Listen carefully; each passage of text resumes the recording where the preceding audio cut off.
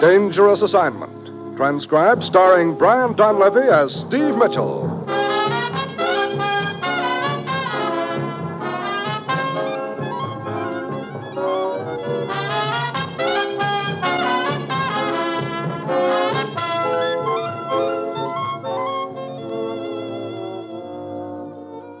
Yeah, danger is my assignment. I get sent to a lot of places I can't even pronounce. They all spell the same thing, though, trouble. But when I walk into the commissioner's office, I don't realize that this assignment's going to prove that sometimes the best way to catch a fish is to let him off the hook.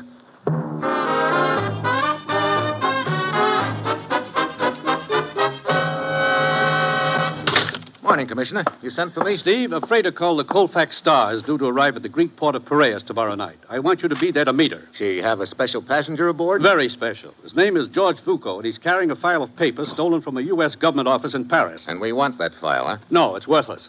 Oh, then it's George Foucault we want? Wrong again.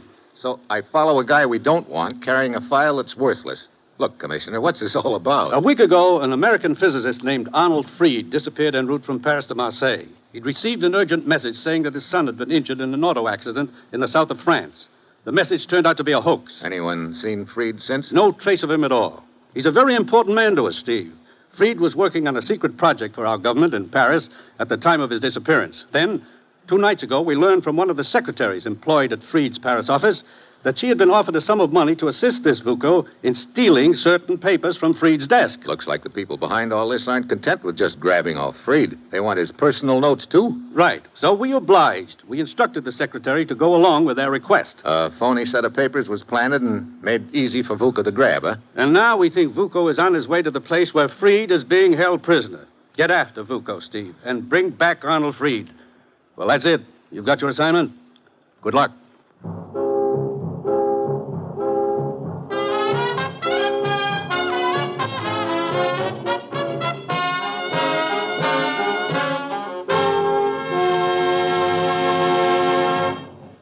The National Broadcasting Company is presenting Dangerous Assignment, starring Brian Donlevy in the role of Steve Mitchell, colorful two-fisted government agent.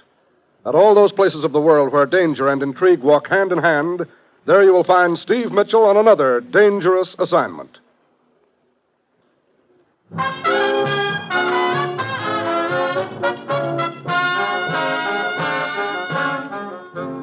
Sure, I've got my assignment. Get over to Greece, pick up the trail of a gent named George Foucault, and hope he leads me to a spot where American scientist Arnold Freed is being held prisoner. It's early Thursday evening when I arrive. I hurry down to the docks and wait for the freighter Colfax to tie up. She pulls in half an hour later, and I watch the passengers come ashore. None of them fits the description I have of Foucault. I wait another 10 minutes, but there's no sign of him, and I'm beginning to feel like something's gone wrong. I hurry aboard the ship, and after showing the purser my credentials, we go below to Foucault's cabin. I wait a short distance away while he knocks on the door.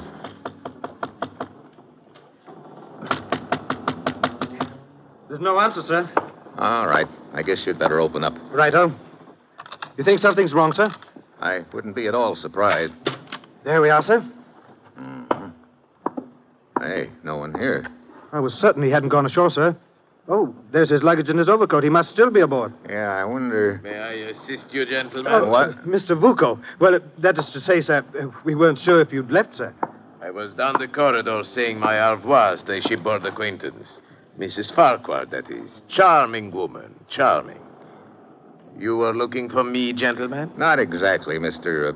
Foucault. George Foucault at your service. You see, I've booked passage aboard. I'm going on to Turkey. Oh, I understand. And this is to be your cabin? Oh, yes, sir, that's right, sir. This gentleman was most anxious to bring his luggage aboard. Of course. I'll get my things out immediately. I don't mean to rush you, Mr. Foucault. Not at all, not at all. Here, I'll give you a hand with those bags, sir. I can manage quite well, purser. Thank you. Well, gentlemen, au revoir, and I hope you have a pleasant journey. Mr. Thanks.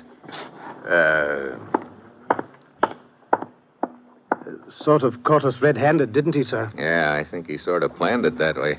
Now he knows what I look like, and it's not going to make my job any easier.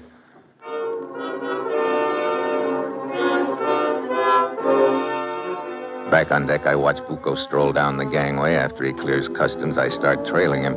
15 minutes later, he checks in at the Alexandria Hotel and draws room number 608. I draw outside accommodations, a neat little hiding place on a small balcony at the far end of the 6th floor corridor. Bucco stays in his room long enough to park his suitcase and adjust a few other things, and then he's out again. I wait until he disappears into the elevator. Then I duck out of my hiding place on the balcony and start after him. Hey, just a minute, Sporty. Huh? I want to have a little talk with you if you Look, don't I'm mind. in a hurry, Buster. Stay where you are. I shoot. Oh, put that baby cannon away, Buster. Buster again. Allow me to introduce myself. I am Alex Pacos. I'm also the house detective. Surprise? House detective. Oh, great. We got complaints. A peeping Tom on the balcony, somebody says. So I come up here just in time to see you climbing off the balcony. Look, I can explain. Here, I'll show you my credentials. Don't do it. Don't try to pull a knife on me, Sporty. A knife yet. I'm only trying to show you my credentials. Hold still. I will get the credentials, eh? I'll help yourself, but hurry it up, huh? Oh. This says you're an American government agent. Yeah, now, if you don't mind... Just a minute, Sporty. Now, what? So you are Steve Mitchell, government agent. Forgive me for lying to you. I am not really Alex Pacos, house detective. I'm Napoleon. Okay, smart guy, and forgive me for lying to you. I'm really the Duke of Wellington.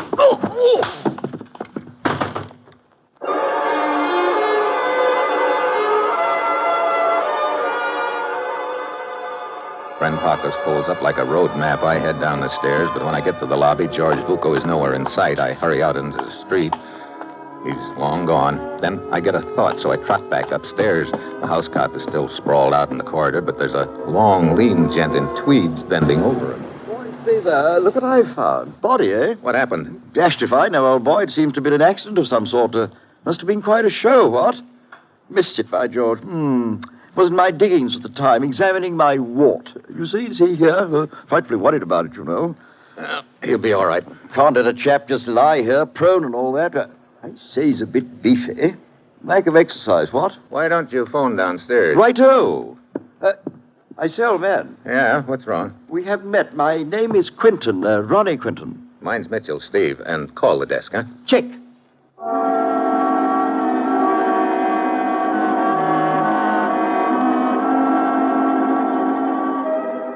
Quentin rattles his tweeds down the hall and disappears into his room, which is what I've been waiting for. I pluck the passkey from the house detective's pocket and slip into Foucault's room. The suitcase is on the bed, open. I give it a fast frisk and then start in on the room itself. I figure if the papers are still here, that means he'll be back. Otherwise, I'm cooked.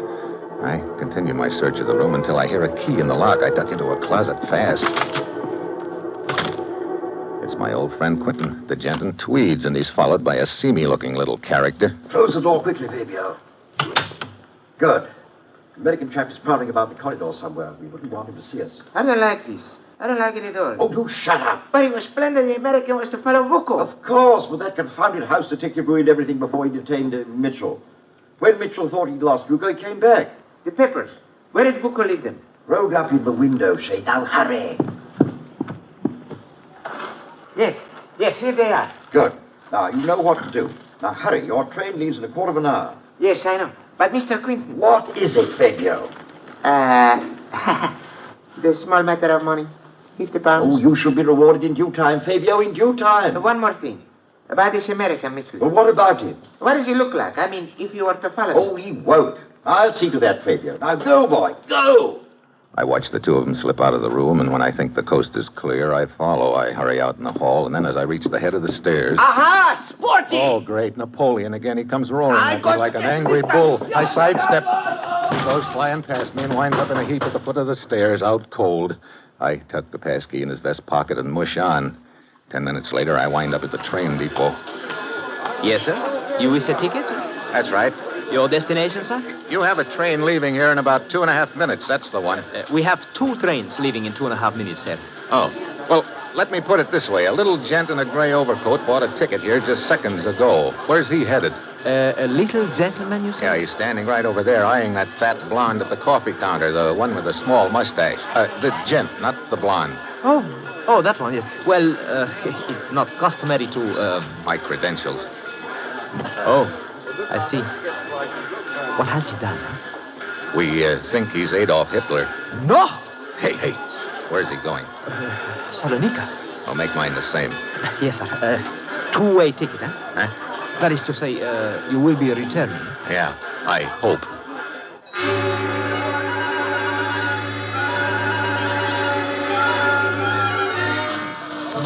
As the train starts up, Fabio jumps aboard, and I'm right after him.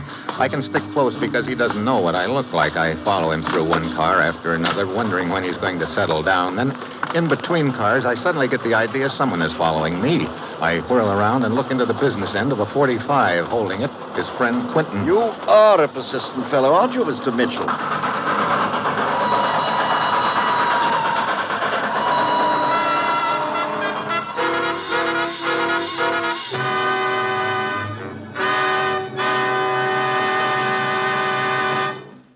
Steve Mitchell will continue his dangerous assignment in just a moment.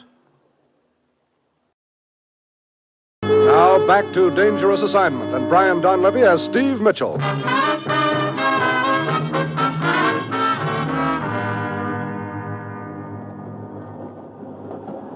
What are you waiting for, Quentin? Why don't you get it over with? My, such impatience to die, old boy. You really should exercise more. Now, I think we're going sufficiently fast. Yes. One moment now, when I get the door open. There. Now, Mitchell. He suddenly kicks at me, but I dive to one side. I manage to grab the handrail. Then he smashes down on my knuckles with a gun barrel, and I fall out.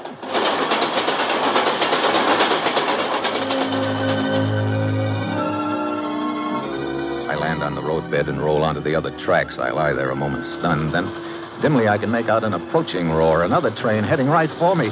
Quentin's timing was pretty good. I gather with strength. I've got left and roll off the tracks just in time.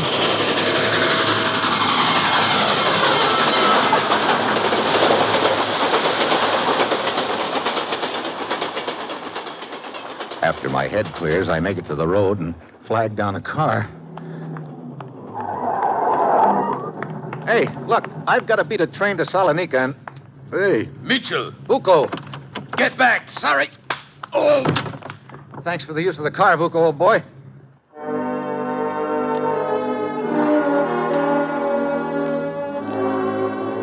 After I drag Vuko's body into the weeds by the side of the road and take off in his car, I keep the accelerator down to the floor. Finally pull up in the train just at the outskirts of Salonika. It's a dead heat at the depot. I get there as Fabio and Quentin step off the train. Fabio starts walking through the Prados district with Quentin following half a block behind, probably to make sure that nothing happens to Fabio. Now, I've got a problem. Fabio's the boy I want to follow, but I can't do that very well with Quentin tagging along. I ease around a parked truck and wait until Quentin walks by. Hi, sweetheart. Just keep your hands in sight, old boy. Let go my arm. Keep quiet or your arm goes with me. Now walk. What good's this going to do you? The way I figure it, Quentin, the play was for me to follow Vuko. He was the decoy in the meantime. Fabio up ahead there is the boy with the papers. Either he passes them to somebody else or takes them to where your outfit is holding our missing scientist, Freed. I'm afraid that your brilliant and accurate deductions won't do you much good, old chap. Why not? You see, we really don't believe in taking any chances. As you note, I was following Fabio to keep an eye on him, and I'm reasonably certain that at this moment Vuko is following me. I'm sorry to disappoint you, but Vuko got delayed. What? Fortunately for me, he was tailing the train. I persuaded him to let me borrow his car. Here, this is far enough. Truckload of cabbages. That'll do very nicely. Mitchell, don't try it. I gag him with his handkerchief and tie him up with his belt and necktie. Then I roll him onto the truck under some of the cabbages. As I start away, the driver shows up and drives off with the truck, so I figure Quentin is out of the ball game for the time being. I take off after Fabio and tail him to a small bar. But the way he starts tossing down the drinks, it doesn't look like he's got anything on his mind but a celebration. I start wondering if anything's gone wrong or if he's already passed on the papers. I figure I'd better get closer to him, which I can do because he doesn't know what I look like. But along about then, he saves me the trouble. He decides to get closer to me. You like Fabio to buy you a drink? Well, That's good. Bartender, bring drink for my friend. I like your face. I buy you a drink. Thanks, but don't let me keep You don't keep me. I got nothing to do but drink with people I like. You I like. You have a happy face, not like sour face or him. Who? Over there, I don't like his face. That happens to be a police lieutenant, Buster. Fabio. And I don't care if he is police lieutenant or mayor. Hey, watch out, your coat sleeve. It's in the ashtray. Huh? Don't look now, but you just burned a hole in your sleeve. Stop trying to change the subject. Hey, you! You over there! Hey, look. Come here, you. Yes, sir. What is the matter? You know something? I don't like your face. Look, Lieutenant, he's... You keep out of this. I suggest you keep quiet and avoid trouble. Trouble? You want trouble, huh? I'll give you trouble. You're drinking my face. Oh, brother. You are under arrest. You want more trouble? I'll give you more. Hey, cut it out. I will handle him. You sure did. You are a friend of his? Not exactly, Lieutenant. I'll fill you in on the way to the police station.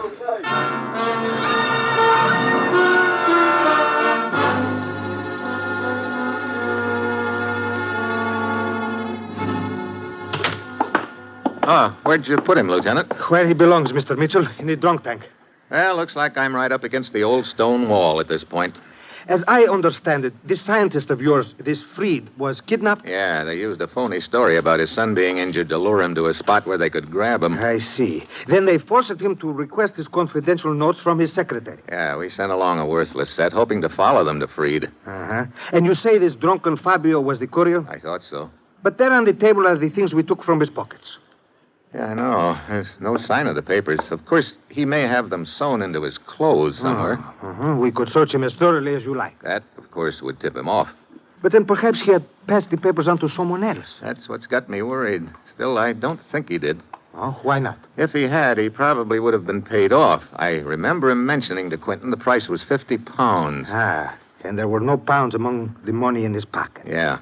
I doubt if he could have spent that much in the bar. I wonder if he's still unconscious. Oh, come, we will see.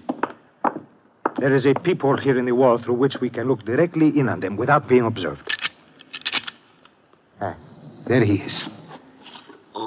Yeah, sleeping it off. Hey, looks like somebody's getting released. Oh, yes, the sailor. He is one of our habitual guests, at least once a week. Well, looks like I'm stumped, Lieutenant. Hey, wait a minute. What is it? That sailor. What about him? His sleeve. I don't see what you mean. Listen, Lieutenant, the deal just added up. Better get a couple of your men to tag along after me and be ready to close in fast.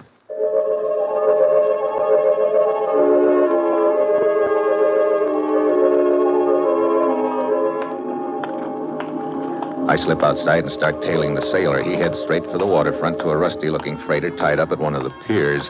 There's no one in sight on the deck, and it's dark enough for me to slip aboard after him. He heads forward, but I want to take a look below decks. I ease down the ladder, and then I know my hunch is right. There's a stocky gent guarding the door to one of the staterooms. I come up behind him, and he never knows what hit him.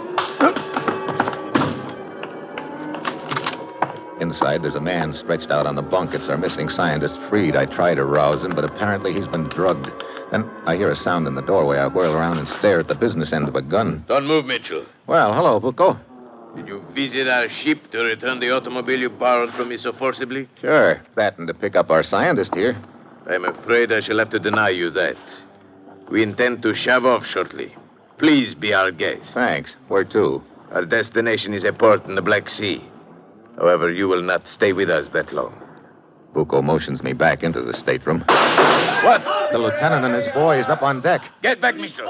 But he's taken his eyes off me too long. I'm on top of him before he can shoot. I hack the gun out of his hand. It goes flying, but he gives me a knee in the stomach. That jackknifes me onto the deck. Before I can recover, he gets to the gun, grabs it, and swings it towards me.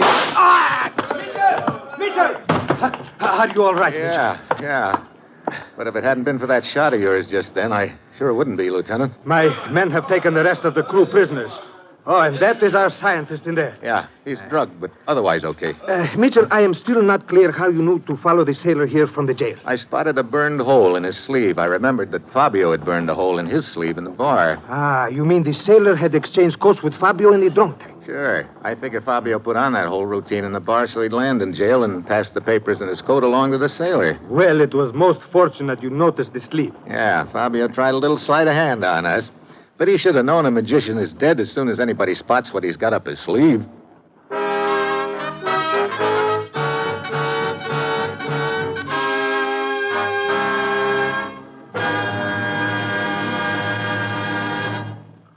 Our star, Brian Donlevy, will return in just a moment. Next week, Africa. Somebody tries to slip me the double bongo in the Congo. And that will be Steve Mitchell's dangerous assignment next week.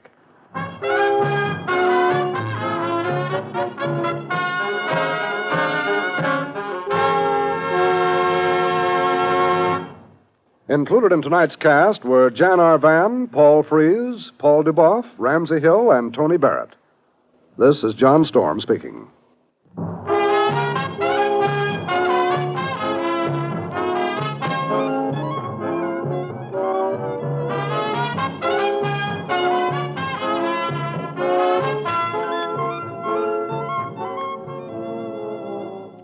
Dangerous Assignment, starring Brian Donlevy as Steve Mitchell, with Herb Butterfield as the commissioner, is written by Bob Reif and Adrian Jondot and is directed by Bill Karn. Be with us again next week at this same time when Brian Donlevy, starring in the role of Steve Mitchell, will embark on another transcribed Dangerous Assignment.